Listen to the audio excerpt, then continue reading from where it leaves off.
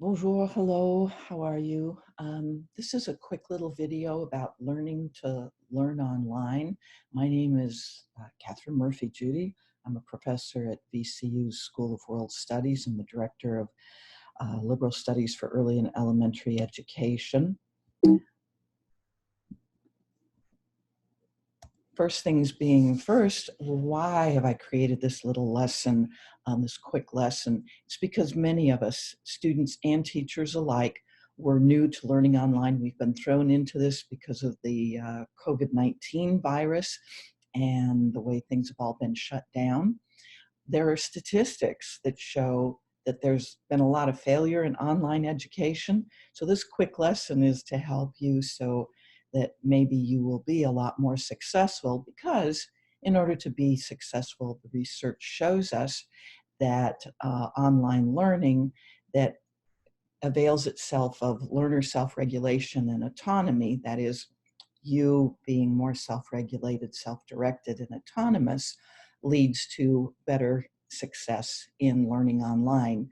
So this quick video is offering you some tips and tricks to help you grow your self-regulation and your learning autonomy so that you can be better at this. There is a link to this set of slides at https://bit.ly/learn-to-learn L1, which is for lesson 1. I'll make a few more of these, but you can certainly go there and actually take a look at these. And I'm going to suggest that you do that so you can put your own notes on these slides. Make your own copy, just make a copy of it, and then you can use the insert comment function in Google to go ahead and put your own comments on. All right, so the first question is, what is self-regulation? We're going to look at what is learning autonomy too, and then we're going to ask, why would you want to learn? Why would you want to be self-regulated and have learning autonomy? So first of all, self-regulation of learning is where you have self-awareness about who you are and how you learn, that you've gotten some self-motivation so that you found the reasons why you want to learn, and that you've set up your own behavior so that you can implement the knowledge, that is your self-awareness about who you are as a learner, and your reasons for wanting to learn something, so that you can set that up appropriately in your learning, which means that you set up learning goals, that you get strategies to be able to attain the learning goals that you have, and that you monitor your own progress. This way you can adapt your own future learning paths based on what you're learning right now about who you are as a learner, how you learn, what motivates you to learn.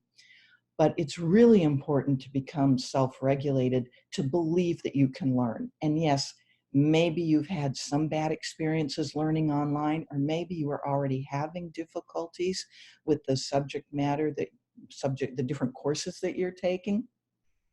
But you need to believe that you can learn, and you can by setting yourself up for success. It's also really important that you be motivated. You may not be terribly motivated by whatever the course is that you're learning, but you've got to find something that interests you. It can't be imposed on you from the outside. You need to find within yourself what that motivation is. And it may be nothing more than getting a good grade or a passing grade or whatever. It may be just eventually being able to get your college degree and move on. But most of the time, look for what motivates you in what parts of the knowledge and skills that you're getting will be really useful to you for the rest of your life. And the final thing about being self-regulated is you need to be self-monitoring. Students get really used to teachers doing all of the monitoring and the assessments and the quizzing and the testing and and giving feedback, but you need to take that responsibility on yourself too. That's self-regulation. Now, learning autonomy is you actually taking charge. It's you becoming involved in your own learning. It's you setting your learning targets. And yes, there are learning goals and objectives and targets that your teacher tells you about, but you also need to set the ones that you want. Most of the time, they're going to align with the ones that the teachers have given, but there might be other ones that you have, and having your own learning goals, your own reason for being involved in learning the skills and knowledge of a certain course, um, that are going to help you get along and be involved in this learning. So you need to set your targets, and you need to pick the methods that work for you. And you'll be given content by your teachers and professors, but sometimes you need to go out and seek your own content and to get the learning the way you want it. And we all know, thanks to the internet, there are lots of different ways of learning different things. There are TED Ed lessons, YouTube videos. You can even go into gaming sites and find really interesting things. Um, Atomic Learning, all of these different, lynda.com, you can go and find all of these different ways of learning that maybe suit you better than even the way your teacher is giving you the information. You also need to have your own learner reflection. You need to think about what you're learning, how you're learning, and monitoring your own learning and evaluating it. Your teacher may give you a good grade, but maybe you didn't do really what you knew you could have done. You need to think about that, put it on yourself. And you need to be immersed in a community of practice. It might be your community of practice is with your teacher. It might be with your online class. You might find other people, go and find blogs and online groups that are interested and very motivated about whatever it is that you're learning. But you need to go find them and exchange with people, engage in social media discussions, use Twitter and so on, to really immerse yourself in the community of practice, of learning, of whatever field it is, whatever the class, the discipline is, or whatever it is that you're trying to learn. Because this is all stuff, it's not good just for college learning, for college classrooms, but this is good for life. This is good for your eventual profession. This is good for just things that you want to learn on your own, may have nothing to do with your university life and grades and grading. So, at any rate, why would you want them? Because learning is what we do. It is one of the most basic human things that we do. We're always learning. If we ever stop learning, we're sunk. So learning how to learn really well, learning individually how you learn best and how you can continue your learning, whatever the circumstances, COVID-19 notwithstanding, it's just good for you. All righty. So first things first, before and after learning, ask yourself where your knowledge and skills of whatever it is that you're trying to learn, where are those knowledge and skills before you begin trying to learn? You probably already have some things that you know that you can do. There's always a great deal of reading or viewing that go on, and you know how to do certain kinds of reading. You know how to watch videos and pick up information from it. So figure out what it is that you know already how to do, what it is that you already know. And the second part of this is, where do you expect the knowledge and skills that you have before you start the learning, where do you expect those to be at the end of the lesson? Whenever we go into learning, we learn not only the content, but we learn more about learning. And so you can also think about, gosh, if I'm learning a new language, I want to really learn how to do pronunciation better. That's something that at the end of the lesson, you can say, that's something that I really want to have in this specific course. I want to learn how to do it in the language that I'm learning, but I also want to just have a general knowledge, a general way of learning how to pronounce a new language better. Second thing is, what do you expect to learn from the particular lesson that you're engaged in? So right now, what do you expect to learn from what it is that I'm sharing with you? And hopefully that it's that you want to learn how to be a more autonomous learner, that you want to learn self-regulation, that you want to get some tips and strategies for how to do that so that you can, at the end, be a better learner all the way around. So think about where you want your learning and skill level to be at the very end. Go ahead, take a second right now. At the end of what I'm sharing with you, where do you want to be? What do you want to get out of this?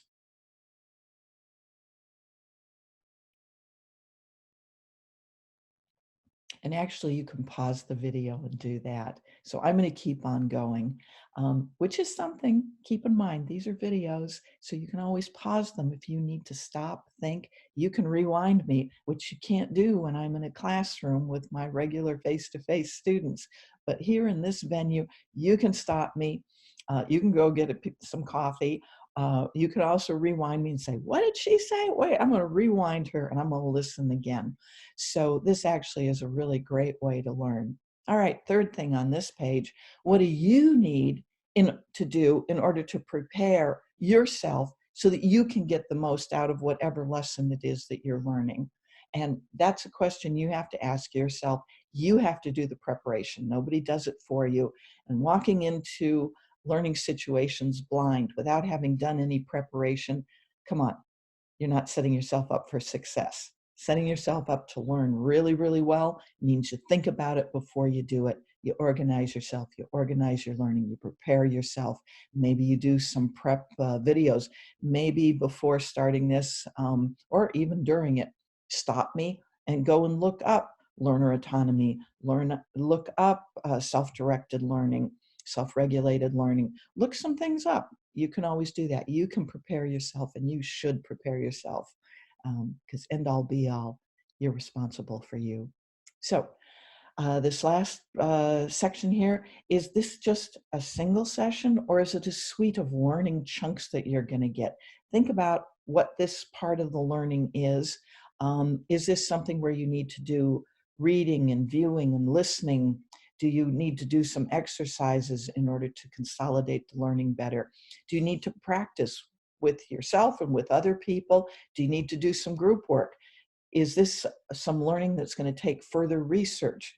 Does it mean you're going to have to stop and think and reflect?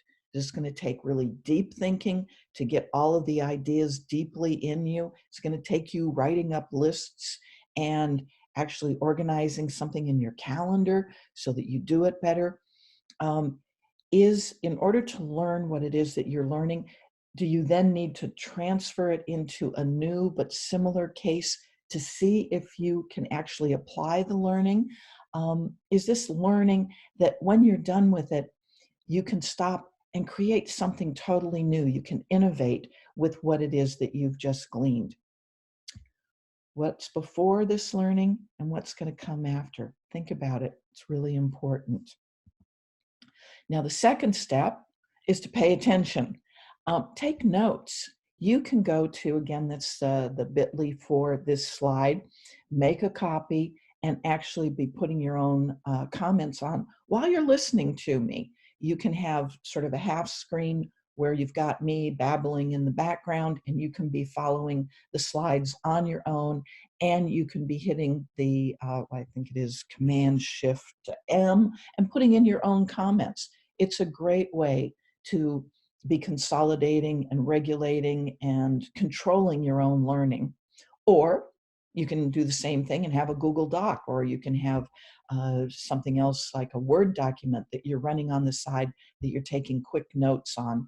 Maybe it's something that you'd like to share with your classmates, in which case a Google Doc or something that's shareable is a really good area to be taking your notes, so that you and other people can all be taking notes on what you're hearing, listening, thinking through about whatever the lesson is that you're learning. Or maybe you can just use the chat function in an actual Zoom. I'm doing this in Zoom right now, so if you were live with me on this, you could have the chat section up and you can just be taking notes on it. It's great. And finally, handwrite notes. And this is the one I really want you to think about, because we have research that shows that if you actually handwrite your notes out, that it's better than typing them. There's something about that physical process of moving your arm and watching yourself doing this writing of notes that makes your learning better and deeper. And if it were me, I would have to stop this. I'd have to put me on pause, and then I would have to write my notes, because I can't do both at the same time. But also that gives you more time to reflect, and it just makes the whole learning process better. All right. Third thing, multitasking. Yeah, we all think we can do it. Guess what? We can't. Our brains really don't function that way. We do one thing at a time. And if what you're doing is focusing on learning, just focus on the learning. So don't be off while I'm blathering here in the background and be shopping for shoes or be playing a game over on the side. Don't have your cell phone up and be texting with your friends or doing Instagram or whatever else. Don't be chitty-chatting with other people. Set up your learning space with a do not disturb sign. Keep other people out. You know, you can do it in shorter chunks, like 20-minute chunks, and you really shouldn't do more than that anyway, because a lot of times our brains don't go on for more than 20 minutes. Just don't be disturbed while you're doing it. And, you know, having your cat or your dog coming in, or if you've got kids, having them come in, it's not going to work. If somebody starts bothering you or there's noise or whatever going on, just go ahead and stop the video, stop the learning, mark where it is that you are, take care of what it is, and then get back to learning. But don't multitask. It doesn't work. Learning has got to be really focused. Yeah. Fourth thing, learn is an active verb. When you learn, you wonder, you say, okay, I wonder, how do I learn better? I make myself notice how it is that I learn. I ask questions to other people. Maybe you can ask your teachers, how is it that you see me learning? I investigate. I do the planning that I need to do. I read, I do research, I do field work, I interview people, I record, I gather data, I organize the information that's coming in, I take notes, and then I organize my notes. I classify the things that I'm learning into the different segments, the way I process them. I discover new things, I observe, I go out and I learn more from the internet. I examine what's going on. I think about it. I sit there and I cogitate. It's like, all right, how do I think about this? How does this fit into my life? How does this relate to what I've learned in the past? How does it relate to what I might do in the future? You do a lot of thinking. You try stuff out, especially if you're learning a language. If you sit there and you read, okay, the present tense is je parle, tu parles, il parle. Just sitting there reading it, no, that's not going to do it. You need to really try it out. You need to talk to yourself and say, est-ce que tu parles français? And you answer yourself, oui, je parle français. And then you get a buddy and you try it out with your buddy. It's learning is engagement with what it is that you're learning. You got to try it out. You got to get those synaptic connections going. And the more you do that with the different parts of your body, the more you enact what you're learning, you do what you're learning, the more you're going to learn it. It's going to stay with you because it forms more synaptic connections and you've got more ways of retrieving it. The reflecting is really important. We're going to talk about that next. So finally, and perhaps most importantly, you got to ask yourself, what did I just learn? You need to say it out loud. Talk to yourself. There's no problem. If you're worried about that, go take a shower. Talk to yourself. What did I just learn? Write it down in a learning journal. Write it down at the end. You've got a bunch of notes of what you learned. Stop, read over your notes and say, okay, what am I taking away from this? What are the three most important things? What is the one takeaway that I think I'm going to use for the rest of my life? Write it down. You need to keep track of what it is that you've learned. You need to reflect. You need to show yourself and other people what it is that you know. You need to review. You need to go back over it. A lot of times you have to practice stuff that you're doing to really make it be yours. You also will probably have further questions. Write those bad boys down. Find somebody that you can ask those questions to. Might be your teacher, might be a friend, might be your mom and dad or somebody else in the family, your partner. It might be some kind of social media group that does whatever it is that you're learning. Ask questions and listen to the answers. But when you're learning, you really need to consolidate what you're learning by expressing it. Express it in some way. You can do it verbally. You can do it in drawings. You can do it in a dance. You can do it in a song. however you express your learning, creating a video yourself, however you express your learning is going to make it really yours. So learning is the flip side of teaching. And one thing that we always say as teachers is, if you've really learned it, you can teach it. So think about, can you take what I've just talked to you about? Could you teach this to somebody else? If you can, then you've learned it. So think about the flip side. You learn something. If you really learned it, you can teach it. All righty. That's it. Thank you very much for giving me this time today. And I hope you enjoy your online learning adventures. It is a really good way to learn, and I know you can be successful. Goodbye.